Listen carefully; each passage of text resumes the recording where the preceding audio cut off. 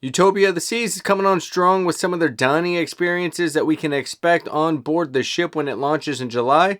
And there's one in particular that I'm super stoked about. What's going on, Adventure Fam? Welcome back to the channel. And look, while Sarah and I just got back from our inaugural sailing of the Icon of the Seas, that trip is behind us, and there is a new ship coming to town starting in July of this year, and that is Royal Caribbean's Utopia of the Seas. And they have just announced some of their dining venues, and there is one that I am super stoked about, and I want to talk to you guys all about it right here today to get your thoughts, to get your opinions, and to see if you're just as excited about this than we are. Now, Royal Caribbean has just released some details as it relates to the dining on board the Utopia of the Seas.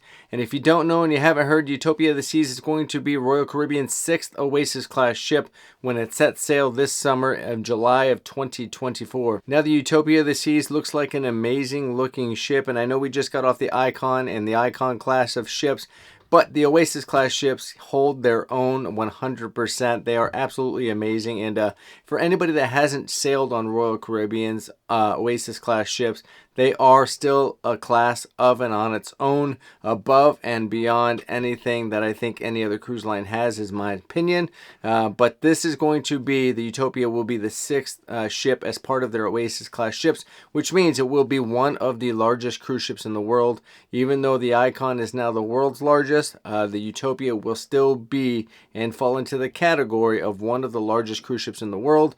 And that is why they are able to squeeze 40, that is right, 40 restaurant or eatery options on board the ship. Now, some of these dining options are going to include a food truck by the pool, which may very well be, I don't know, but I'm going to go ahead and say it might be the first food truck at sea. I'm not entirely sure. It's going to have an immersive train ride dining experience, which is something that I am looking forward to, and I think it's going to be an amazing thing. And then there's also going to be an Omakase inspired cuisine over at Izumi's, which is the Asian teppanyaki hibachi restaurant that is on board. They're bringing a new experience to that as well, which I am excited to see as well. Now, as I stated before, Utopia of the Seas is still going to be one of the largest cruise ships in the world at just shy of 237,000 tons, and it is going to have some of your favorite dining options such as chops, Izumi's.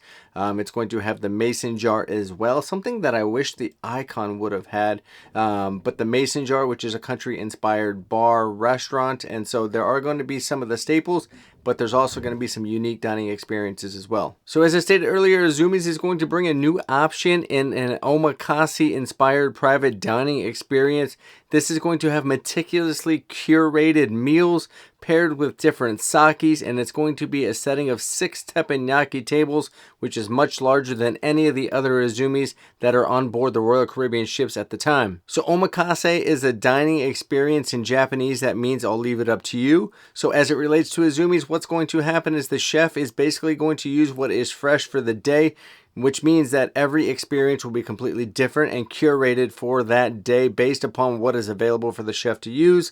And look, you may not know this, but I am part Japanese. My mother was Japanese. She was from Okinawa. And so for me, Japanese cuisine, Japanese culture, all of that is something that I really, really love. And I love the Japanese food, and we love Izumi's. So I am super excited to try this out and kind of see what this experience might be like. I'm also anxious to see what the cost of this experience is going to be as well, because as we might know, the Empire Supper Club on the Icon of the Seas was quite expensive. The Empire Supper Club for 2 people runs close to $600 with tax, and so we didn't obviously do that experience based upon the cost and availability, but certainly due to the cost more so than anything else. And so I'm curious to see what this Omakase experience in Izumi's is going to, what the cost is going to be, to see if it's something that we feel like we can do, feel like it's warranted, feel like it's worth it. So we're excited to see what this is going to look like, but nonetheless, I think it's a pretty cool concept that they're going with, and allowing, the chef to basically curate dishes based on what is fresh for the day. Now, the one thing that they have announced that I am super excited about more than anything is the Royal Railway, which is the Utopia station. And this is going to be an immersive dining experience that I think is so unique, not only to Royal, but to cruising in general. Now, what Royal is saying is this is going to be a unique dining experience that merges the essence of the Wild West with global food destinations around the world. It's basically going to take adventure plus food plus immersive technology to basically allow you to travel to any place you want to go during your dining experience, which sounds pretty freaking cool if you ask me. Now, what this is essentially going to be is two 24-seat dining cars that are going to have authentic elements from railway carriages, and inside what you're going to have is an LED screen basically acting as your window that is going to allow you to travel to basically anywhere you want to go. And even though this is stationary, the immersive technology that is involved is going to make you feel like, or it's supposed to make you feel like, that you're actually traveling through time to whatever destination that you want to go to. Out of all the things that the Royal has announced with regards to Utopia the Season Dining, that is by far the one that I am most excited about.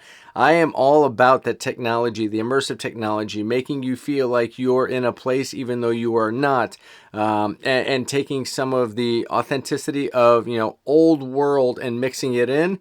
I am all about that, so we cannot wait for this to actually come out, for us to be able to get on the Utopia of the Seas and actually try that experience out. Because if there's something we're going to pay for out of the two, the Izumis or this, I would opt for this. This is a completely unique dining experience in and of itself, and I cannot wait to see what this actually entails when it actually rolls out.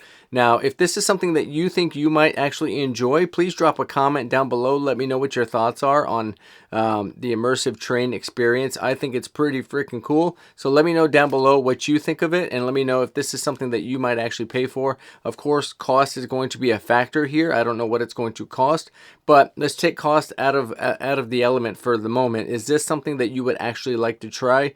This is definitely something that I want to try, so I can't wait to see what Royal actually is doing with this when the Utopia launches. Now, another thing the Utopia of the Seas is going to introduce us to on the pool deck is going to be a venue called the Spare Tire, which is going to be a food truck themed venue that is going to serve some of our favorite foods. I imagine when they talk about food truck, it's going to talk about things like chicken fingers, french fries, and just things that you would normally get out of a food truck. But I think it's pretty cool that they're kind of putting a venue such as this like on the actual pool deck.